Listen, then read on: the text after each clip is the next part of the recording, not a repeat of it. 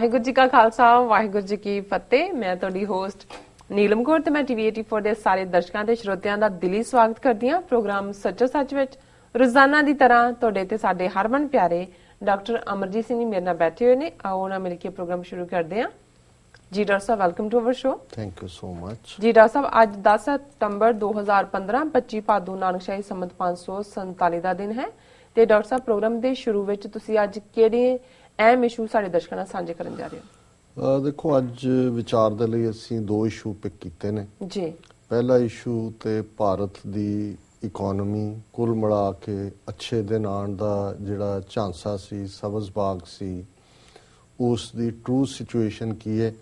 ਤੇ ਦੋ world class ਜਿਹੜੀਆਂ ਆਰਗੇਨਾਈਜੇਸ਼ਨਸ ਨੇ, ਵਰਲਡ ਇਕਨੋਮਿਕ ਫੋਰਮ ਜੀ, ਇਹ ਜਨੀਵਾ ਬੇਸਡ ਹੈ, ਤੇ ਦੂਸਰੀ ਜਿਹੜੀ ਹੈ ਵਰਲਡ ਬੈਂਕ ਦੀ ਬਾਡੀ ਹੈ ਈਜ਼ ਆਫ ਡੂਇੰਗ ਬਿਜ਼ਨਸ।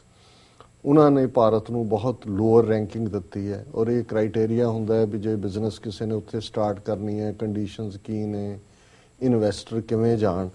ਉਹਨਾਂ ਰਿਪੋਰਟਾਂ ਦਾ ਬਰੀਫ ਜ਼ਿਕਰ ਜਿਹੜਾ ਹੈ ਉਹ ਕਰਨ ਤੋਂ ਪਹਿਲੇ ਇੱਕ ਅੱਜ ਮੈਨੂੰ ਕਿਸੇ ਨੇ ਭੇਜੀ ਹੈ ਈਮੇਲ ਭਾਰਤ ਦੀ ਸਿਚੁਏਸ਼ਨ ਬਾਰੇ ਕਿ ਉੱਥੇ ਕੀ ਹੈ, ਔਰ ਬੜੀ ਬਰੀਫ ਉਹ ਇੱਕ ਹਿੰਦੀ ਜਿਹੜਾ ਕਪਲੇਟ ਦੇ ਫਾਰਮ 'ਚ ਹੈ। ਤੇ ਕਈ ਵਾਰੀ ਜਿਹੜੀ ਚੀਜ਼ ਕਹਿਣ ਦੇ ਲਈ ਕਈ ਸਫ਼ੇ ਚਾਹੀਦੇ ਹੁੰਦੇ ਨੇ, ਪੋਇਟਰੀ ਉਹਨੂੰ ਬੜੀ ਬਰੀਫ 'ਚ ਕਹਿ ਦਿੰਦੀ ਹੈ ਜੀ। ਔਰ ਉਹ ਹਿੰਦੀ 'ਚ ਇਹ ਕਪਲੇਟ ਹੈ, निर्यात घट रहा है, नौकरियां गायब हैं, प्याज पेट्रोल से महंगा हो गया है, शेयर बाजार तबाह हो गया है, रुपया चवन्नी हो गया है और तुअर दाल बहुत याद आती है। हे ईश्वर, हमें माफ कर दें और हमें हमारे गंदे दिन लौटा दे, हमें अच्छे दिन नहीं चाहिए। हुणे पूरा सैटियर है, व्यंग है कि भी ये सारी सरकार आई अच्छे दिन दे उत्ते, तो उन्होंने आम लोगों का हाल की है कि भी एक्सपोर्ट जिहड़ी है वो बहुत थल्ले नूं आ गई है, नौकरियां गायब ने, ते प्याज जिहड़ा है वो पेट्रोल तो महंगा है, ਪਿਆਜ਼ ਦੀ ਚੋਰੀ ਵੀ ਹੋਣੀ ਸ਼ੁਰੂ ਹੋ ਗਈ। ਹਾਂਜੀ ਨੇ ਪਹਿਲਾਂ ਪਿਆਜ਼ਾਂ ਨੂੰ ਕੋਈ ਪੁੱਛਦਾ ਨਹੀਂ, ਹੁਣ ਕਹਿੰਦੇ ਪਿਆਜ਼ ਇੰਨੇ ਕਿ ਮਹਿੰਗੇ ਹੋ ਗਏ ਨੇ, ਪਿਆਜ਼ਾਂ ਦੀ ਚੋਰੀ ਵੀ ਹੋਣੀ ਸ਼ੁਰੂ ਹੋ ਗਈ। ਬਿਲਕੁਲ ਨਹੀਂ ਜੀ, ਉਹ ਬਹੁਤ ਜਲਦੀ ਪਿਆਜ਼ ਦਾ ਮੰਦਿਰ ਵੀ ਬਣ ਜਾਣਾ, ਲੋਕਾਂ ਨੇ ਗੰਢਾ ਰੱਖ ਕੇ ਉਹਦੀ ਪੂਜਾ ਸ਼ੁਰੂ ਕਰ ਦੇਣੀ। ਉਹਨਾਂ ਨੇ ਕਹਿਣਾ, हे भगवान आप कहाँ चले गए, आ जाइए हमारी रसोई में आ जाइए जी। शेयर बाजार खत्म हो गए, रुपया 54 हो गया, किन्ने 68 रुपये ਹੁਣ ਡਾਲਰ ਦੇ ਜੀ। ਤੜ ਇੱਥੋਂ ਭੇਜ ਰਹੇ ਨੇ ਜਿਹਨਾਂ ਨੇ ਪੁਰਾਣੇ ਕਰਜ਼ਾ ਵੀ ਲਾਉਣਾ, ਉਹ ਕਹਿੰਦੇ ਹੁਣੇ ਹੀ ਲਾ ਦਿਓ ਫਿਰ ਜੀ। ਤੇ ਬਾਕੀ ਉਹਨਾਂ ਨੇ ਕਿਹਾ ਜੀ हे भगवान ਇਹ ਸਾਨੂੰ ਗੰਦੇ ਦਿਨ ਦੇ ਦਿਓ, ਅੱਛੇ ਦਿਨ ਲੈ ਜਾਓ। ਤੇ ਦੂਸਰਾ ਇਸੇ ਹੀ ਮੋਦੀ ਦੀ ਆਪਣੀ ਕਾਰਗੁਜ਼ਾਰੀ ਕੀ ਹੈ, ਉਹਦੇ ਤੋਂ ਉਹਨਾਂ ਨੇ ਕਿਹਾ अमेरिका में युवा सरकार चलाते हैं और बूढ़ों को पेंशन देते हैं, भारत में बूढ़े सरकार चलाते हैं और युवाओं को टेंशन देते हैं। इस देश का तो नसीब ही खराब है, पिछला प्रधानमंत्री साइलेंट मोड पर रहता था और ये वाला फ्लाइट मोड पर रहता है।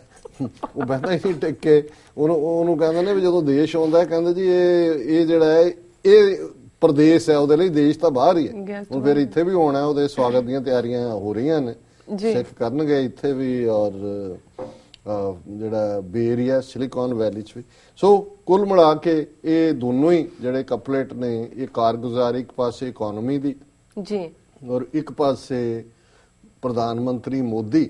ਲੇਕਿਨ ਮੋਦੀ ਅਦਰਵਾਈਜ਼ ਭਾਵੇਂ ਉਹਦੇ ਕੋਲ ਦੇਸ਼ 'ਚ ਬਹਿਣ ਦਾ ਵਕਤ ਨਾ ਹੋਏ, ਪਰ ਜੇ ਹੁਣ RSS ਨੇ ਆਪਣਾ 3 ਰੋਜ਼ਾ ਰੱਖਿਆ ਸੀ ਸੰਮੇਲਨ, ਤੇ ਉਹਦੇ 'ਚ ਸਾਰੀ ਸਰਕਾਰ ਮੋਦੀ ਦੀ ਨੇ ਜਾ ਕੇ ਆਪਣੀ ਕਾਰਗੁਜ਼ਾਰੀ ਦੱਸੀ ਹੈ ਕਿ ਵੀ ਕੀ ਅਸੀਂ ਕਰ ਰਹੇ ਹਾਂ ਔਰ ਕਿਵੇਂ ਅਸੀਂ ਤੁਹਾਨੂੰ ਓਬੇ ਕਰ ਰਹੇ ਹਾਂ ਜੀ। ਔਰ ਐਕਚੁਅਲੀ ਇਸ ਮੁੱਦੇ ਦੇ ਉੱਤੇ ਹੀ ਅੱਜ ਟ੍ਰਿਬਿਊਨ ਦੇ ਐਡੀਟਰ ਹਰੀਸ਼ ਖਾਰੇ ਦਾ ਇੱਕ ਬੜਾ ਡੀਟੇਲਡ ਲੇਖ ਸੀ।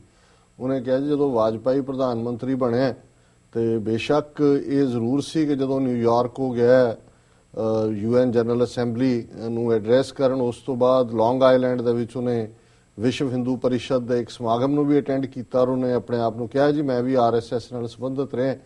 ਪਰ ਜਦੋਂ ਗੁਜਰਾਤ ਦੇ ਵਿੱਚ 2002 ਜੋ ਕੁਝ ਮੋਦੀ ਨੇ ਕੀਤਾ ਉਹ ਵਾਜਪਾਈ ਨੇ ਅਪਰੂਵ ਨਹੀਂ ਕੀਤਾ ਔਰ ਫਿਰ ਉਹਨੇ RSS ਨਾਲੋਂ ਆਪਣਾ ਡਿਸਟੈਂਸ ਵੀ ਕੀਤਾ ਔਰ ਆਰਐਸਐਸ ਨੇ ਉਹਨੂੰ ਅਲਟੀਮੇਟਲੀ ਕੋਈ ਬਹੁਤਾ ਫਿਰ ਬੈਕ ਨਹੀਂ ਕੀਤਾ। ਫਿਰ ਅਡਵਾਨੀ ਦੀ ਕਹਾਣੀ ਉਹਨੇ ਕਹੀ, ਜੋ ਪਾਕਿਸਤਾਨ ਗਿਆ ਉਹਨੇ ਕਿਤੇ ਨਾ ਕਿਤੇ ਥੋੜਾ ਬਹੁਤ ਤਾਰੀਫ ਕੀਤੀ ਕਾਇਦੇ ਆਜ਼ਮ ਮੁਹੰਮਦ ਅਲੀ ਜਿਨ੍ਹਾਂ ਦੀ ਸੈਕੂਲਰ ਹੋਣ ਦੀ, ਔਰ ਉਹ ਅਡਵਾਨੀ ਜਿਹਨੇ ਰੱਥ ਯਾਤਰਾ ਤੇ ਦੂਜੇ ਤੀਜੇ ਦੇ ਨਾਂ ਥੱਲੇ ਬੀਜੇਪੀ ਦੀਆਂ ਪਾਰਲੀਮੈਂਟ 'ਚ 2 ਸੀਟਾਂ ਤੋਂ ਉਹਨੂੰ ਜਿਹੜਾ ਰਾਜ ਤੱਕ ਪਹੁੰਚਾਇਆ ਸੀ ਵਾਜਪਾਈ ਵੇਲੇ, ਖੁਦ ਹੋਮ ਮਿਨਿਸਟਰ ਸੀ, ਉਹਨੂੰ ਆਰਐਸਐਸ ਨੇ ਜਿਹੜਾ ਵਿਦਨ ਐਨ ਈਅਰ ਉਹਨੂੰ ਕਿਹਾ ਵੀ ਤੂੰ ਚੱਲਦਾ ਹੋ।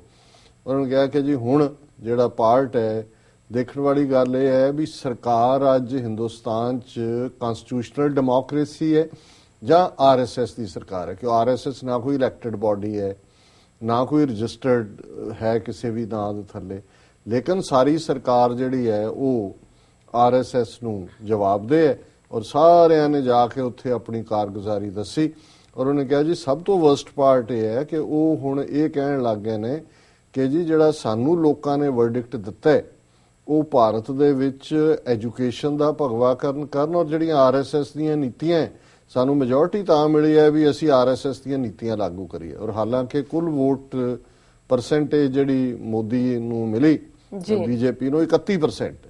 ਸੋ ਕੁੱਲ ਮਿਲਾ ਕੇ ਅਸੀਂ ਸਮਝਦੇ ਹਾਂ ਕਿ ਉੱਥੇ ਵੀ ਜਿਹੜੇ ਥੋੜੇ ਬਹੁਤ ਆਵਾਜ਼ ਚੁੱਕਣ ਵਾਲੇ ਸੀ ਕਿ ਭਾਈ ਇਹ ਜਿਹੜਾ ਤੁਸੀਂ ਜਿਹੜਾ ਉਹ ਹਿੰਦੂਤਵਾ ਨਾ ਕਰੋ, ਜਿਵੇਂ ਕਰਨਾਟਕਾ ਦੇ ਵਿੱਚ ਪਹਿਲਾਂ ਇੱਕ ਮਾਰਿਆ ਗਿਆ ਸੀ ਰਾਈਟਰ, ਇੱਕ ਨੂੰ ਹੋਰ ਮਾਰਿਆ ਜਿਹੜਾ ਕਿ ਬਹੁਤ ਸੈਲੀਬ੍ਰੇਟਡ ਵਾਈਸ ਚਾਂਸਲਰ ਸੀ ਯੂਨੀਵਰਸਿਟੀ ਦਾ।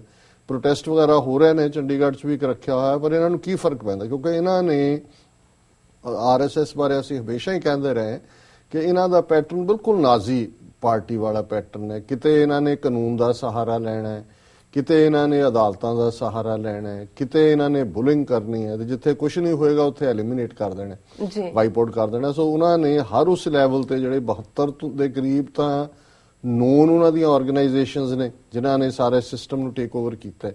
ਪਰ ਜਦੋਂ ਪਹਿਲੀ ਵਾਰੀ ਸਮਝੌਤਾ ਐਕਸਪ੍ਰੈਸ ਦੇ ਵਿੱਚ ਬੰਬਿੰਗ ਹੋਈ, ਮੱਕਾ, ਹੈਦਰਾਬਾਦ, ਅਜਮੇਰ ਸ਼ਰੀਫ, ਉਦੋਂ ਪਤਾ ਹੀ ਨਹੀਂ ਸੀ, ਉਹ ਤਾਂ ਸਾਰਾ ਪਾਕਿਸਤਾਨ ਦੇ ਖਾਤੇ 'ਚ ਪਾ ਰਹੇ ਸੀ ਲਸ਼ਕਰੇ ਤਾਇਬਾ ਦੇ।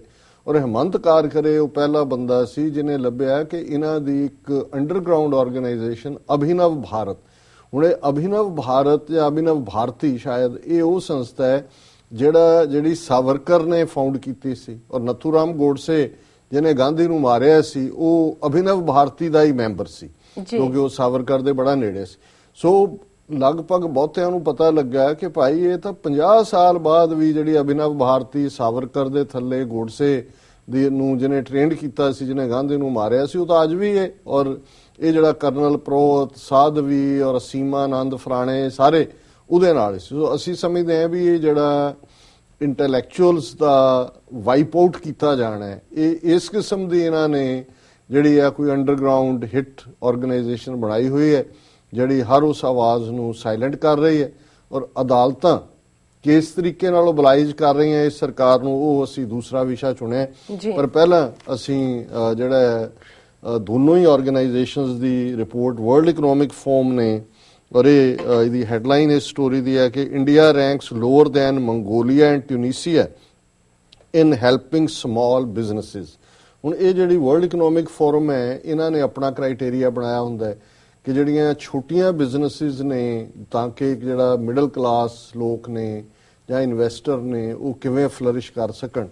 ਉਸ ਮਾਮਲੇ ਦੇ ਵਿੱਚ despite all the hype about India's booming startup culture, the World Economic Forum says it is one of the worst places in the world for small business owners, ਕਿ ਜਿਹੜੀਆਂ ਛੋਟੇ ਵਪਾਰ ਓਨ ਕਰਦੇ ਨੇ ਉਹਨਾਂ ਲਈ ਸਭ ਤੋਂ ਮਾੜੀ ਥਾਂ ਹੈ। After assessing factors such as ease of starting and running a business, ਇਹ ਫੈਕਟਰ ਨੇ ਉਹਨਾਂ ਦੇ ਕਿ ਕਿੰਨੀ ਆਸਾਨੀ ਨਾਲ ਵਪਾਰ ਸ਼ੁਰੂ ਕੀਤਾ ਜਾ ਸਕਦਾ ਹੈ। ਐਟੀਟਿਊਡਸ ਟੁਵਰਡਸ ਐਂਟਰਪ੍ਰੈਨਿਓਰਲ ਫੇਲਿਅਰ, ਵੀ ਉਸ ਦੇ ਬਾਰੇ ਉਹਨਾਂ ਦਾ ਕੀ ਹੈ। Tax policy, number of new business registrations, ਉਸ ਦਾ ਕੀ ਹੈ। and patent applications, the World Economic Forum has ranked India lowest among 38 lower middle income economies। ਜੀ 38 ਉਹਨਾਂ ਨੇ ਜਿਹੜੀਆਂ ਲੋਅਰ ਇਨਕਮ ਔਰ ਮਿਡਲ ਲੋਅਰ ਇਨਕਮ ਦਾ ਜਿਹੜਾ ਉਹਨਾਂ ਦਾ ਕ੍ਰਾਈਟੇਰੀਆ ਸੀ ਕਿ ਜਿੱਥੇ GDP ਜਿਹੜੀ ਹੈ $1,320 ਤੋਂ ਲੈ ਕੇ $5,996 ਤੱਕ ਹੈ, ਔਰ ਉਹਦੇ ਚ ਉਹਨਾਂ 38 ਮੁਲਕਾਂ ਚੋਂ ਜਿਹੜਾ ਉਹਨਾਂ ਨੂੰ ਸਭ ਤੋਂ ਲੋਅਰ ਸਟੇਟਸ ਇੰਡੀਆ ਨੂੰ ਦਿੱਤਾ ਹੈ। ਔਰ ਇਹ ਜਿਹੜੀ ਵਰਲਡ ਇਕਨੋਮਿਕ ਫੋਰਮ ਹੈ ਇਹ ਜਨੀਵਾ ਬੇਸਡ ਨਾਨ ਪ੍ਰੋਫਿਟ ਆਰਗੇਨਾਈਜੇਸ਼ਨ ਹੈ, ਔਰ ਇਹ ਇਸ ਸਾਰੇ ਨੂੰ ਐਨੂਅਲ ਆਪਣੀਆਂ ਰਿਪੋਰਟਸ ਜਾਰੀ ਕਰਦੀ ਹੈ। ਔਰ ਇੰਡੀਆ ਜਿਹੜੇ 38 ਦੇਸ਼ ਜਿਹੜੇ ਜਿਨ੍ਹਾਂ ਨੂੰ ਉਹਨਾਂ ਨੇ ਇਸ ਦੇ ਲਈ ਐਨਾਲਾਈਜ਼ ਕੀਤਾ, ਈਵਨ ਇੰਡੀਆ, ਮੰਗੋਲੀਆ, ਟਿਊਨੀਸੀਆ, ਪਾਕਿਸਤਾਨ ਇਹਦੇ ਤੋਂ ਵੀ ਥੱਲੇ ਹੁਣ। ਔਰ ਇਹਦੇ ਤੇ ਉਹਨਾਂ ਦਾ ਕਮੈਂਟ ਹੈ ਕਿ India scores well in terms of access to finance for business development and real economy investment, yet new business creation continues to be held back by the large administrative burden of starting and running companies, corruption and underdeveloped infrastructure, the World Economic Forum said in its Inclusive Growth and Development Report 2015। 2015 the report ਤੇ base ਉਹਨਾਂ ਨੇ ਕਿਹਾ ਜੀ ਭਾਵੇਂ ਭਾਰਤ ਦਾ ਇਹ ਦਾਅਵਾ ਹੈ ਕਿ ਉਹਨਾਂ ਦੀ ਇਕਨੋਮੀ ਬੜੀ ਵੱਡੀ ਹੈ ਔਰ ਉਹ ਗਰੋ ਹੋ ਰਹੇ ਨੇ, ਪਰ ਹਕੀਕਤ ਇਹ ਹੈ ਕਿ ਜਿਹੜਾ ਬਿਊਰੋਕ੍ਰੇਸੀ ਹੈ ਉਹ ਕੋਈ ਵੀ ਨਵਾਂ ਕੰਮ ਸ਼ੁਰੂ ਨਹੀਂ ਕਰਨ ਦਿੰਦੀ, ਔਰ ਕਰਪਸ਼ਨ, ਭ੍ਰਿਸ਼ਟਾਚਾਰ ਇਸ ਕਦਰ ਹੈ, ਔਰ ਇਨਫਰਾਸਟ੍ਰਕਚਰ ਇੰਨਾ ਅੰਡਰ ਡਿਵੈਲਪਡ ਹੈ ਕਿ ਉੱਥੇ ਕੋਈ ਚਾਂਸਸ ਨਹੀਂ। ਸੋ ਇਹ ਵਰਲਡ ਇਕਨੋਮਿਕ ਫੋਰਮ ਦੀ ਰਿਪੋਰਟ ਹੈ ਜੀ। ਦੂਸਰੀ ਵਰਲਡ ਬੈਂਕ ਦੀ ਇੱਕ ਸੰਸਥਾ ਹੈ ਜਿਹੜੀ ਇਕਨੋਮੀ ਨੂੰ ਹੀ ਦੇਖਦੀ ਹੈ, world bank's ease of doing business 2015, ਉਹਨਾਂ ਨੇ ਵੀ ਆਪਣੀ ਰਿਪੋਰਟ ਦਿੱਤੀ ਹੈ। ਤੇ ਇਹਦੇ ਮੁਤਾਬਕ ਹੈ ਕਿ India was ਰੈਂਕਡ 142nd among 189 nations behind countries such as Iran, Nepal, Uzbekistan, Kenya and Ethiopia। 199 ਦੇਸ਼ਾਂ ਨੂੰ ਉਹਨਾਂ ਨੇ ਜਿਹੜਾ ਇਸ ਐਨਾਲਿਸਿਸ ਲਿਆਂਦਾ ਤੇ ਭਾਰਤ ਦਾ ਸ਼ਰਮਨਾਕ 142ਵਾਂ ਨੰਬਰ ਹੈ। ਈਵਨ ਇਹ ਦੇਸ਼ ਹੁਣ ਈਰਾਨ ਕਿੱਡਾ ਉਹਨਾਂ ਦੇ ਉੱਤੇ ਸੈਂਕਸ਼ਨਸ ਰਹੀਆਂ 30 ਸਾਲ, ਲੇਕਿਨ ਇਹਦੇ ਬਾਵਜੂਦ ਈਰਾਨ ਵੀ ਭਾਰਤ ਨਾਲੋਂ ਬੈਟਰ ਹੈ। ਨੇਪਾਲ, ਹੁਣ ਨੇਪਾਲ ਦਾ ਕੀ ਹਾਲ ਹੈ, ਭੁੱਖਮਰੀ ਔਰ ਅਰਥਕੁਏਕ ਆਇਆ, ਔਰ ਲੇਕਿਨ ਨੇਪਾਲ ਵੀ ਇਹਦੇ ਨਾਲੋਂ ਬੈਟਰ ਹੈ ਇਸ ਰਿਪੋਰਟ। ਉਜ਼ਬੇਕਿਸਤਾਨ, ਕੀਨੀਆ, ਇਥੋਪੀਆ, ਹੁਣ ਜਦੋਂ ਤੁਸੀਂ ਭੁੱਖੇ ਲੋਕਾਂ ਨੂੰ ਯਾਦ ਕਰੋ, ਹੱਡੀਆਂ ਨਿਕਲੀਆਂ ਹੋਈਆਂ ਨੇ ਔਰ ਬਿਲਕੁਲ ਮਾਲ ਨਿਊਟ੍ਰੀਸ਼ਨ ਕਿਟ, ਤੇ ਤੁਹਾਡੇ ਸਾਹਮਣੇ ਇਥੋਪੀਆ, ਸੋਮਾਲੀਆ ਆਉਂਦੇ ਨੇ। ਲੇਕਿਨ ਇੰਡੀਆ ਜਿਹੜਾ ਇਸ UN ਦੀ ਰਿਪੋਰਟ ਦੇ ਥੱਲੇ ਈਵਨ ਇਥੋਪੀਆ ਤੋਂ ਵੀ ਥੱਲੇ ਹੈ। An analysis by the Mint newspaper earlier this month showed that growth in revenue for India's small businesses listed on a stock exchange is steadily declining। और यही नहीं कि भी वो लोअर लैडर ते है, इसकी हालत अगों भी डिक्लाइन हो रही है। सो एवं नहीं उन्होंने कहा कि हे भगवान अच्छे दिन वापस ले लो, हमें गंदे दिन दे दो। ਹੁਣ ਦੂਸਰੀ ਗੱਲ, ਇੱਕ ਪਾਸੇ ਤਾਂ ਜਿਹੜਾ ਅੱਛੇ ਦਿਨ ਵਿਕਾਸ ਮਾਡਲ ਦੇ ਨਾਂ ਥੱਲੇ ਲੋਕਾਂ ਨੂੰ ਫਾਇਆ, ਵੋਟਾਂ ਲਈਆਂ, ਲੇਕਿਨ ਹਕੀਕਤ ਕੀ ਹੋ ਰਿਹਾ, ਇਕਨੋਮੀ ਦਾ ਹਾਲ ਅਸੀਂ ਦੇਖ ਲਿਆ। ਪ੍ਰੈਸਟੀਜ ਇਹਨਾਂ ਦੀ ਜਿਸ ਲੈਵਲ ਤੇ ਹੈ, ਜਿੱਥੇ ਜਿੱਥੇ ਗਿਆ ਵੀ, ਆਸਟ੍ਰੇਲੀਆ ਦੀ ਗੱਲ ਅਸੀਂ ਕੀਤੀ ਸੀ 2 ਦਿਨ ਪਹਿਲੇ ਕਿ ਜੀ ਹੋ ਗਈ ਡੀਲ, ਹੋ ਗਈ, ਉੱਥੇ ਵੀ ਜਿਹੜੀ ਆਲ ਪਾਰਟੀ ਕਮੇਟੀ ਹੈ ਪਾਰਲੀਮੈਂਟਰੀ, ਉਹਨਾਂ ਨੇ ਜਿਹੜੀ ਯੂਰੇਨੀਅਮ 2000 ਟਨ ਇਹਨਾਂ ਨੂੰ ਮਿਲਣਾ ਸੀ ਕਿ ਜੀ ਅਸੀਂ ਤਾਂ $200 ਮਿਲੀਅਨ ਦਾ ਖਰੀਦਣਾ ਜੀ, ਉਹਦੇ ਤੇ ਉਹਨਾਂ ਨੇ ਜਿਹੜਾ ਕਾਫੀ ਸਟ੍ਰਿਕਟ ਜਿਹੜੀਆਂ ਨੇ ਕੰਡੀਸ਼ਨਸ ਲਾਈਆਂ ਨੇ, ਜਾਂ ਉਹਨਾਂ ਦਾ ਕੱਸਿਆ ਕਿ ਵੀ ਇਹ ਤੁਸੀਂ ਜਦੋਂ ਤੱਕ ਸੈਪਰੇਟ ਕਰੋ ਪਹਿਲਾਂ ਆਪਣੇ ਸਿਵਿਲੀਅਨ ਔਰ ਮਿਲਟਰੀ ਰਿਐਕਟਰ ਔਰ ਐਟੋਮਿਕ ਐਨਰਜੀ ਏਜੰਸੀ ਜਿਹੜੀ ਹੈ UN ਦੀ, ਉਸ ਦੇ ਥੱਲੇ ਲਿਆਓ ਆਪਣੇ ਆਪ ਨੂੰ ਔਰ ਬਿਲਕੁਲ ਟਰਾਂਸਪੇਰੈਂਸੀ ਦਿਖਾਓ ਕਿ ਵੀ ਤੁਹਾਡਾ ਕੀ ਹੈ ਜੀ। ਲੇਕਿਨ ਉਹਨਾਂ ਨੇ ਇਨਰ ਜਿਹੜਾ ਪ੍ਰੈਸ਼ਰ ਹੈ, ਕਿਉਂਕਿ RSS ਦਾ ਪੈਟਰਨ ਬਿਲਕੁਲ ਨਾਜ਼ੀ ਪੈਟਰਨ ਦੀ ਤਰ੍ਹਾਂ ਅੰਦਰੂਨੀ ਤੌਰ ਤੇ ਉਹਨਾਂ ਨੇ ਏਜੰਡਾ ਮਰਨ ਨਹੀਂ ਦਿੱਤਾ ਹੈ, ਉਹ ਹੈ ਘੱਟ ਗਿਣਤੀਆਂ ਦੇ ਖਿਲਾਫ ਨਫ਼ਰਤ। ਔਰ ਖਾਸ ਤੌਰ ਤੇ ਇਸ ਵੇਲੇ ਮੁਸਲਮਾਨਾਂ ਨੂੰ ਪਹਿਲੀ ਸਟੇਜ ਤੇ ਉਹਨਾਂ ਨੇ ਈਸਾਈਆਂ ਨੂੰ ਬਹੁਤ ਲਿਆ, ਜਿਸ ਤਰੀਕੇ ਨਾਲ ਦਿੱਲੀ ਚ ਉੱਪਰੋਂ ਥੱਲੀ 4-5 ਚਰਚਾਂ ਤੇ ਹਮਲੇ ਹੋਏ। ਦੂਸਰਾ, ਇਹਨਾਂ ਨੂੰ ਜਰਾ ਸ਼ੇਕ ਕਰਕੇ ਦੱਸ ਦਿੱਤਾ ਕਿ ਵੀ ਅਸੀਂ ਬਿਲਕੁਲ ਤੁਹਾਨੂੰ ਵੀ ਝਟਕਾ ਦੇਣ ਦੇ ਸਮਰੱਥ ਹੈ ਜੀ। ਪਰ ਹੁਣ ਜਿਹੜੀਆਂ ਇੱਕ ਤਾਂ ਫਿਰ ਐਜੂਕੇਸ਼ਨ ਵੱਲ ਹੋਏ, ਕਿਉਂਕਿ RSS ਇਹ ਮੈਸੇਜ ਕਲੀਅਰਲੀ ਦੇਣਾ ਚਾਹੁੰਦਾ ਹੈ ਵੀ ਇਹ ਹਿੰਦੂ ਨੇਸ਼ਨ ਹੈ, ਔਰ ਉਹਦੀ ਡਿਬੇਟ ਇਵਨ ਉਹਨਾਂ ਦੇ ਸੈਂਟਰਲ ਮਿਨਿਸਟਰ ਨੇ ਸ਼ੁਰੂ ਕੀਤੀ ਕਿ ਜੀ ਇਹ ਭਾਰਤੀ ਸੰਵਿਧਾਨ ਮੂਲ ਰੂਪ ਦੇ ਵਿੱਚ ਤਾਂ ਸੈਕੂਲਰ ਹੈ ਹੀ ਨਹੀਂ ਸੀ, ਇਹ ਤਾਂ 1976 ਚ ਬਣਾਇਆ ਗਿਆ। ਔਰ ਇਹੀ ਗੱਲ ਤ੍ਰਿਪੁਰਾ ਦਾ ਜਿਹੜਾ ਇੱਕ ਗਵਰਨਰ RSS ਦਾ ਸਵੈਮ ਸੇਵਕ ਲਾਇਆ, ਉਹਨੇ ਵੀ ਪਿਛਲੇ ਹਫ਼ਤੇ ਕਹੀ ਹੈ। ਉਹਨੇ ਕਿਹਾ ਜੀ ਮੈਂ ਹਿੰਦੂ ਹਾਂ, ਲੇਕਿਨ ਮੈਂ ਹੁਣ ਉਸ ਦੇਸ਼ 'ਚ ਜਿਹੜਾ 1976 ਤੋਂ, ਇਹ ਮਜ਼ਾਕ ਹੈ ਸੰਵਿਧਾਨ ਦਾ ਕਿ ਜੀ ਮੈਂ ਤਾਂ ਵੈਸੇ ਮੈਂ ਹਿੰਦੂ ਹਾਂ, ਮੈਂ ਸੈਕੂਲਰ ਨਹੀਂ ਹੈਗਾ, ਲੇਕਿਨ ਸੰਵਿਧਾਨ ਮੁਤਾਬਕ ਮੈਂ ਇਹ। ਹੁਣ ਇੱਕ ਪਾਸੇ ਤਾਂ ਉਹਨਾਂ ਨੇ ਇਹ ਜਿਹੜਾ ਪ੍ਰੈਸ਼ਰ ਰੱਖਿਆ ਹੋਇਆ, ਮੰਗ ਕਰ ਦਿੱਤੀ ਕਿ ਜੀ ਸੰਵਿਧਾਨਕ ਤੌਰ ਤੇ ਇਹਨੂੰ ਹਿੰਦੂ ਨੇਸ਼ਨ ਡਿਕਲੇਅਰ ਕੀਤਾ ਜਾਏ। ਦੂਸਰਾ ਪਾਸਾ ਡਾਈਟ ਦੇ ਹਵਾਲੇ ਨਾਲ ਹੈ। ਹੁਣ ਇਹ ਜਨਸੰਘ ਜਦੋਂ ਹੁੰਦਾ ਸੀ BJP 70ਵਿਆਂ ਦੇ ਵਿੱਚ ਸ਼ੰਕਰਾਚਾਰੀਆ ਨੂੰ ਲੱਭ ਕੇ ਲਿਆਏ ਸੀ, ਵਰਤ ਰੱਖਿਆ ਸੀ ਪਤਾ ਨਹੀਂ ਕਿੰਨੇ ਦਿਨ ਕਿ ਜੀ ਗਊ ਮਾਸ ਤੇ ਪਾਬੰਦੀ ਹੋਏ ਜੀ। ਉਦੋਂ ਜਗਜੀਵਨ ਰਾਮ ਡਿਫੈਂਸ ਮਿਨਿਸਟਰ ਸੀ, ਇੰਦਰਾ ਗਾਂਧੀ ਦੀ ਸ਼ਾਇਦ ਪਹਿਲੀ ਜਾਂ ਦੂਸਰੀ ਟਰਮ ਸੀ, ਔਰ ਉਹਨਾਂ ਨੇ ਡਿਫੈਂਡ ਵੀ ਕੀਤਾ ਇਸ ਗੱਲ ਨੂੰ, ਕਿਉਂਕਿ ਸੰਵਿਧਾਨਕ ਤੌਰ ਦੇ ਉੱਤੇ ਜਿਹੜਾ ਇਹ ਖਾਣ ਦੀ, ਪਹਿਨਣ ਦੀ, ਕਿਤੇ ਵੀ ਜਾਣ ਦੀ ਆਜ਼ਾਦੀ ਮੁੱਢਲਾ ਹੱਕ ਹੈ। ਕੋਈ ਹਿੰਦੂ ਨੇਸ਼ਨ ਤਾਂ ਨਹੀਂ ਹੈ ਕਿ ਵੀ ਉੱਥੇ ਗਊ ਮਾਸ ਦੇ ਉੱਤੇ ਕੋਈ ਪਾਬੰਦੀ ਲੱਗਣੀ ਹੈ, ਗਊ ਵੱਧ ਦੇ ਉੱਤੇ। ਤੇ ਜਗਜੀਵਨ ਰਾਮ ਨੇ ਈਵਨ ਉਦੋਂ ਪਾਰਲੀਮੈਂਟ ਦੇ ਵਿੱਚ ਵੇਦਾਂ ਚੋਂ ਹੀ ਮੰਤਰ ਕੋਟ ਕਰਕੇ ਕਿਹਾ ਸੀ ਕਿ ਵੀ ਜਿਹੜਾ ਜਿਸ ਤੁਸੀਂ ਵੈਦਿਕ ਸਭਿਅਤਾ ਤੇ ਮਾਣ ਕਰਦੇ ਹੋ ਕਿ ਰਿਗਵੇਦ ਦੇ ਪੀਰੀਅਡ 'ਚ, ਉਹਨੇ ਕਿਹਾ ਸ਼ਲੋਕ ਨੇ ਗਾਂ ਮਾਸ ਨਾ ਹੀ ਸਿਰਫ ਖਾਧਾ ਜਾਂਦਾ ਸੀ, ਸਗੋਂ ਜਿਹੜੇ ਯੱਗ ਹੋਮ ਹੁੰਦੇ ਸੀ, ਗੱਜ ਮੇਘ ਯੱਗ, ਗौ ਮੇਘ ਯੱਗ, ਅਸ਼ਵ ਮੇਘ ਯੱਗ, ਇਹ ਉਹੀ ਨੇ। ਅਸ਼ਵ ਮੇਘ ਯੱਗ ਦੇ ਵਿੱਚ ਘੋੜਾ ਮਾਰ ਕੇ ਜਿਹੜਾ ਉਹ ਬਣਾ ਕੇ ਸਾਰਿਆਂ 'ਚ ਵੰਡਿਆ ਜਾਂਦਾ ਸੀ। ਗौ ਮੇਘ ਯੱਗ ਦੇ ਵਿੱਚ ਗਾਂ ਮਾਰ ਕੇ ਜਿਹੜਾ ਗਊ ਮਾਸ ਖਵਾਇਆ ਜਾਂਦਾ ਸੀ ਸਾਰਿਆਂ ਨੂੰ, ਜਿਹੜੇ ਬ੍ਰਾਹਮਣ ਕਰਦੇ ਸੀ ਉਹ ਸਾਰੇ ਯੱਗ। ਔਰ ਜਿਹੜਾ ਗੱਜ ਮੇਘ ਯੱਗ ਦੇ ਵਿੱਚ ਹਾਥੀ ਨੂੰ ਮਾਰ ਕੇ ਜਿਹੜਾ ਉਹ ਉਸ ਮਾਸ ਨੂੰ ਸਰਵ ਕੀਤਾ ਜਾਂਦਾ ਸੀ। ਸੋ ਉਹ ਗੱਲ ਖਤਮ। ਹੁਣ ਇਹਨਾਂ ਦੇ ਕੋਲ ਪਾਵਰ ਆਈ। ਇਹਨਾਂ ਨੇ ਪਹਿਲਾਂ ਤਾਂ ਜਿੰਨੀਆਂ ਸਟੇਟਾਂ ਦੇ ਵਿੱਚ ਬੀਜੇਪੀ ਦੀਆਂ ਸਰਕਾਰਾਂ ਬਣੀਆਂ, ਇਨਕਲੂਡਿੰਗ ਪੰਜਾਬ, ਇਹਨਾਂ ਨੇ ਬੜੇ ਸਖਤ ਕਾਨੂੰਨ ਬਣਾ ਦਿੱਤੇ ਕਿ ਗਊ ਵੱਧ ਜਿਹੜਾ ਹੈ ਉਸ ਦੀ ਇੰਨੀ ਸਜ਼ਾ, ਇਹਨੂੰ ਕੈਰੀ ਕਰਕੇ ਕਿਤੇ ਹੋਰ ਲਿਜਾ ਰਹੇ ਹੋਏ ਕਿਸੇ ਸ਼ਹਿਰ, ਇੰਨੀ ਸਜ਼ਾ। ਉਹ ਜਿਹੜਾ ਉਹਨਾਂ ਨੇ ਆਲਰੇਡੀ ਉਹਨੂੰ ਕ੍ਰਿਮੀਨਲ ਲਾਅ ਨੂੰ ਜਿਹੜਾ ਆਲਮੋਸਟ ਉਹ ਹਿਊਮਨ ਬੀਇੰਗ ਵਾਲੀ ਕੈਟਾਗਰੀ 'ਚ ਲਿਆ ਕੇ ਰੱਖ ਦਿੱਤਾ ਜੀ।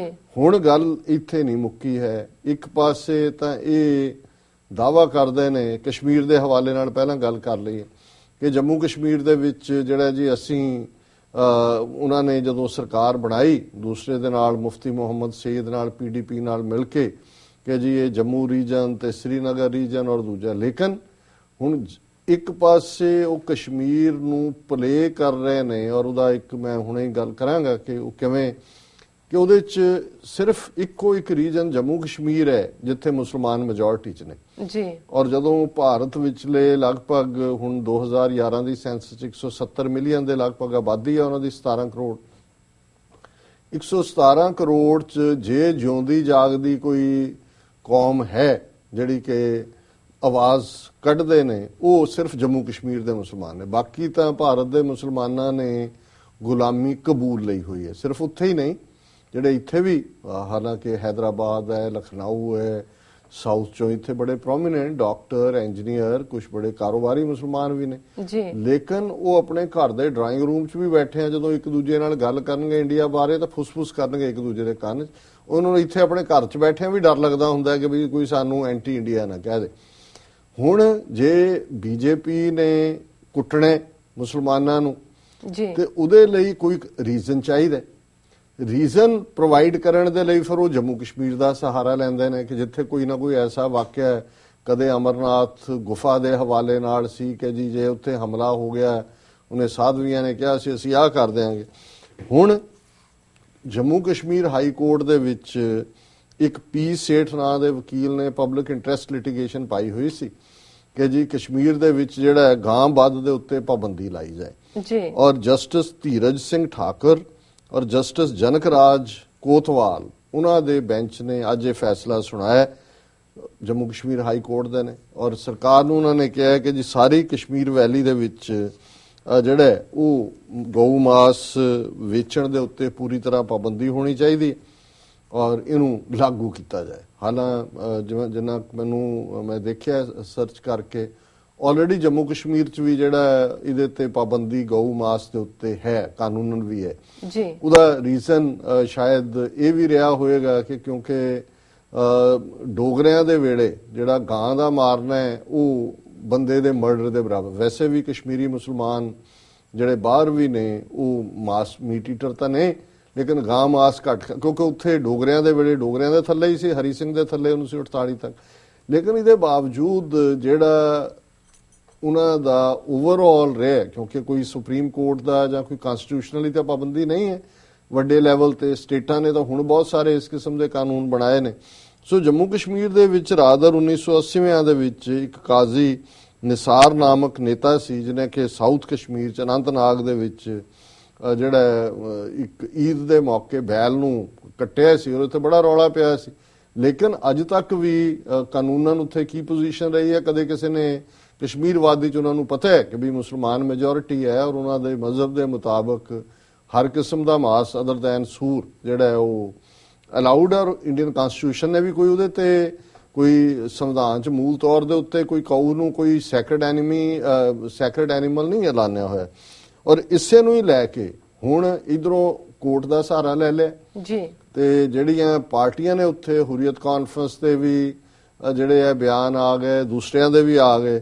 ਜ਼ਾਹਰ ਹੈ ਕਿ ਉਹ ਵਿਰੋਧ ਕਰਨਗੇ। ਹੋ ਸਕਦਾ ਆਉਣ ਵਾਲੇ ਦਿਨਾਂ 'ਚ ਜਦੋਂ ਵੀ ਉਹਨਾਂ ਦਾ ਕੋਈ ਖਾਸ ਤਿਉਹਾਰ ਹੁੰਦਾ ਉਹ ਗਾਂ ਜਾਂ ਬੈਲ ਜਾਂ ਦੂਸਰੇ ਦਾ ਜਿਹੜਾ ਹੈ ਉਸ ਨੂੰ ਜ਼ਿਬਾ ਵੀ ਕਰਨ, ਆਪਣਾ ਉਸ ਨੂੰ ਕਰਨ ਦੇ ਲਈ। ਫਿਰ ਇਹ ਇੱਕ ਆਧਾਰ ਬਣ ਜਾਏਗਾ ਕਹਿਣ ਲਈ ਬਾਕੀ ਮੁਸਲਮਾਨਾਂ ਨੂੰ ਕੁੱਟਣ ਦੇ ਲਈ ਕਿ ਜੀ ਦੇਖੋ ਹਿੰਦੂਆਂ ਦੀਆਂ ਭਾਵਨਾਵਾਂ ਨੂੰ ਭੜਕਾ ਰਹੇ ਨੇ। ਹੁਣ ਇਹ ਅਦਾਲਤਾਂ, ਜਿਨ੍ਹਾਂ ਅਦਾਲਤਾਂ ਦੇ ਕੋਲ ਕਿੰਨੇ ਕਿੰਨੇ ਦਹਾਕੇ ਲੰਘ ਗਏ, ਜਿਨ੍ਹਾਂ ਨੇ ਮਨੁੱਖਾਂ ਦੇ ਕਤਲ ਕੀਤੇ ਨੇ।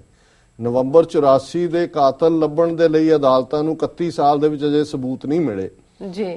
ਜੰਮੂ ਕਸ਼ਮੀਰ ਦੇ ਵਿੱਚ 1 ਲੱਖ ਤੋਂ ਜ਼ਿਆਦਾ ਬੇਗੁਨਾਹ ਮਾਰ ਦਿੱਤੇ ਗਏ। ਚਿੱਠੀ ਸਿੰਘਪੁਰਾ ਵਰਗਾ ਵਾਕਿਆ ਕਰਵਾਇਆ ਗਿਆ। ਉਸ ਤੋਂ ਬਾਅਦ ਪੱਥਰੀ ਬਲ ਦੇ ਜਿਹੜੇ 6 ਨੌਜਵਾਨ ਚੁੱਕ ਕੇ ਮਾਰ ਦਿੱਤੇ।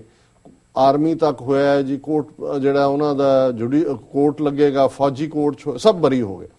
ਲੇਕਿਨ ਜਿਨ੍ਹਾਂ ਅਦਾਲਤਾਂ ਦੇ ਕੋਲ ਲੱਖਾਂ ਕੇਸਾਂ ਦੇ ਢੇਰ ਲੱਗੇ ਹੋਏ ਨੇ ਭਾਰਤ ਭਰ ਦੇ ਵਿੱਚ, ਉਹਨਾਂ ਕੋਲ ਟਾਈਮ ਨਹੀਂ ਹੈ ਇਨਸਾਨਾਂ ਨੂੰ ਮਾਰਨ ਵਾਲੇ ਕੇਸਾਂ ਦਾ ਫੈਸਲਾ ਕਰਨ ਦਾ। ਉਹਨਾਂ ਨੂੰ ਬਹੁਤ ਫਿਕਰ ਹੈ ਕਿ ਜੀ ਪਬਲਿਕ ਇੰਟਰਸਟ ਲਿਟੀਗੇਸ਼ਨ ਦੇ ਵਿੱਚ ਇਹ ਆਇਆ ਕਿ ਜੀ ਬਿਲਕੁਲ ਇਹ ਨਾ ਹੋਏ ਕਿ ਜੀ ਇਹ ਜਿਹੜਾ ਹੈ ਉਹ ਮਾਸ ਦੇ ਉੱਤੇ ਪਾਬੰਦੀ ਲੱਗਣੀ ਚਾਹੀਦੀ ਹੈ। ਹੁਣ ਇਹੀ ਅਦਾਲਤਾਂ ਨੇ, ਜਦੋਂ ਅਸੀਂ ਜਸਵੰਤ ਸਿੰਘ ਖਾਲੜਾ ਦੇ ਕੰਟੈਕਸਟ 'ਚ ਗੱਲ ਕਰਦੇ ਕਿ 25,000 ਅਣਪਛਾਤੀਆਂ ਲਾਸ਼ਾਂ ਦੇ ਮਾਮਲੇ 'ਚ ਜਦੋਂ ਪਬਲਿਕ ਇੰਟਰਸਟ ਲਿਟੀਗੇਸ਼ਨ ਉਹਨਾਂ ਨੇ ਪੰਜਾਬ ਹਰਿਆਣਾ ਹਾਈ ਕੋਰਟ 'ਚ ਕੀਤੀ 1995 ਦੇ ਵਿੱਚ, ਬਿਗਨਿੰਗ 'ਚ ਇਹ ਫੈਸਲਾ ਹਾਈ ਕੋਰਟ ਨੇ ਦਿੱਤਾ। ਉਹਨਾਂ ਨੇ ਕਿਹਾ ਜੀ ਇਹ ਕੋਈ ਰਿਲੇਟਡ ਥੋੜੀ ਨੇ ਖਾਲੜਾ ਜਿਹੜੇ ਮਾਰੇ ਗਏ। ਜਦੋਂ ਤੱਕ ਉਹਨਾਂ ਨਾਲ ਕੋਈ ਰਿਲੇਟਡ ਨਹੀਂ, ਨਾ ਹੀ ਮਰਨ ਵਾਲਿਆਂ ਨੇ ਉਹਨਾਂ ਨੂੰ ਕੋਈ ਪਾਵਰ ਆਫ ਅਟਰਨੀ ਦਿੱਤੀ ਸੀ। ਇਸ ਲਈ ਇਹ ਬੜੀ ਅਸਪਸ਼ਟ ਸਿਚੁਏਸ਼ਨ ਹੈ। ਹੁਣ 25,000 ਨੌਜਵਾਨਾਂ ਨੂੰ ਅਣਪਛਾਤੀਆਂ ਲਾਸ਼ਾਂ ਬਣਾ ਦੇਣ ਦਾ ਅਦਾਲਤਾਂ ਦੇ ਕੋਲ ਜਿਹੜਾ ਨੋਟਿਸ ਲੈਣ ਦਾ ਟਾਈਮ ਨਹੀਂ ਹੈ ਜਾਂ ਉਹਨੂੰ ਥਰੂ ਆਊਟ ਕੀਤਾ।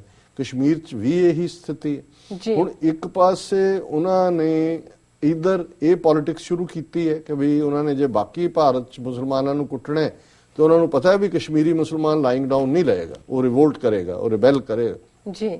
ਔਰ ਇਧਰ ਉਹਨਾਂ ਨੇ ਜੈਨ ਕਮਿਊਨਿਟੀ ਜਿਹੜੀ ਬੰਬੇ ਦੇ ਵਿੱਚ ਇਨਫਲੂਐਂਸ਼ੀਅਲ ਹੈ, 2017 ਚੋਣਾਂ ਹੋਣੀਆਂ ਨੇ, ਉਹਨਾਂ ਦੇ ਹਵਾਲੇ ਨਾਲ ਇਹਨਾਂ ਨੇ ਸ਼ੁਰੂ ਕਰ ਦਿੱਤਾ ਹੈ। ਉਹਨਾਂ ਦੇ 3-4 ਦਿਨ ਆਉਂਦੇ ਨੇ ਸਪਟੈਂਬਰ ਦੇ ਵਿੱਚ, ਸ਼ਾਇਦ 17, 18, 21, ਜਦੋਂ ਕਿ ਉਹਨਾਂ ਦਾ ਕਿਉਂਕਿ ਜੈਨੀ ਜਿਹੜੇ ਨੇ ਉਹ ਤਾਂ ਨੱਕ ਅੱਗੇ ਵੀ ਕੱਪੜਾ ਬੰਨ ਕੇ ਰੱਖਦੇ ਨੇ, ਕੋਈ ਜੀ ਜੰਤ ਨਾ ਆ ਕੇ ਨੱਕ 'ਚ ਮਰ ਜਾਏ, ਪੈਰਾਂ 'ਚ ਜੁੱਤੀ ਨਹੀਂ ਪਾਉਂਦੇ ਹੈ, ਕੋਈ ਜੁੱਤੀ ਥੱਲੇ ਨਾ ਆ ਜਾਏ। ਸੋ ਉਹ ਇਨਫਲੂਐਂਸ਼ੀਅਲ ਕਮਿਊਨਿਟੀ ਹੈ, ਉਹਨੂੰ ਖੁਸ਼ ਕਰਨ ਦੇ ਲਈ ਉਹਨਾਂ ਨੇ ਜਿਹੜਾ ਮਹਾਰਾਸ਼ਟਰ ਦੇ ਵਿੱਚ ਵੀ 4 ਦਿਨ ਦਾ ਬੈਨ, ਸਰਕਾਰ ਬੀਜੇਪੀ ਦੀ ਹੈ। ਪਰ ਦਿਲਚਸਪ ਗੱਲ ਇਹ ਹੈ, ਔਰ ਤੁਸੀਂ ਇਹਨਾਂ ਦਾ ਕਨਫਲਿਕਟ ਦੇਖੋ ਕਿ ਬੀਜੇਪੀ ਆਪਣੇ ਵੋਟ ਬੈਂਕ ਤੇ ਤੁਰੀ ਹੋਈ ਹੈ ਜੀ। ਇਸ ਸ਼ਿਵ ਸੈਨਾ ਮਹਾਰਾਸ਼ਟਰ ਦੇ ਵਿੱਚ ਬੀਜੇਪੀ ਦੇ ਨਾਲ ਹੈ ਔਰ ਉਹਨਾਂ ਨੇ ਇਸ ਫੈਸਲੇ ਦਾ ਇੰਨਾ ਵਿਰੋਧ ਕੀਤਾ। ਉੱਥੇ ਕੋਈ ਗਾਂ ਮਾਸ ਜਾਂ ਦੂਜੀ ਤੇ ਪਹਿਲਾਂ ਹੀ ਪਾਬੰਦੀਆਂ ਨੇ, ਲੇਕਿਨ ਜਿਹੜਾ 4 ਦਿਨ ਦੀ ਮਾਸ ਦੇ ਉੱਤੇ ਪਾਬੰਦੀ ਲੱਗੀ, ਉਹ ਬੱਕਰਾ, ਚਿਕਨ, ਦੂਜੇ ਵੀ ਸਲਾਟਰ ਹਾਊਸ ਬੰਦ ਸਾਰੇ। ਹੁਣ ਸ਼ਿਵ ਸੈਨਾ ਉਹਨੂੰ ਰਿਐਕਟ ਕਰ ਰਹੀ, ਉਹ ਮਰਾਠੇ ਨੇ, ਉਹ ਵੀ ਮਾਸ ਖੋਰੇ ਨੇ। ਉਹਨਾਂ ਨੇ ਜਿਹੜੀ ਸ਼ਿਵ ਸੈਨਾ ਨੇ ਵੀ ਔਰ ਜਿਹੜੀ ਉਹਨਾਂ ਦਾ ਆਪੋਜ਼ਿਟ ਗਰੁੱਪ ਹੈ ਰਾਜ ਠਾਕਰੇ, ਉਹਨਾਂ ਨੇ ਅੱਜ ਬੰਬਈ 'ਚ ਅੱਡ-ਅੱਡ ਥਾਵਾਂ ਤੇ ਜਦੋਂ ਪਾਬੰਦੀ ਦੀ ਗੱਲ, ਉਹਨਾਂ ਨੇ ਮੀਟ ਦੇ ਸਟਾਲ ਲਾ ਕੇ ਮੀਟ ਵੰਡਿਆ। ਉਹਨਾਂ ਨੇ ਕਿਹਾ ਜੀ ਅਸੀਂ ਤਾਂ ਮੀਟ ਖਾਣ ਵਾਲੇ, ਇਹ ਬਿਲਕੁਲ ਠੀਕ ਨਹੀਂ ਹੈ ਫੈਸਲਾ।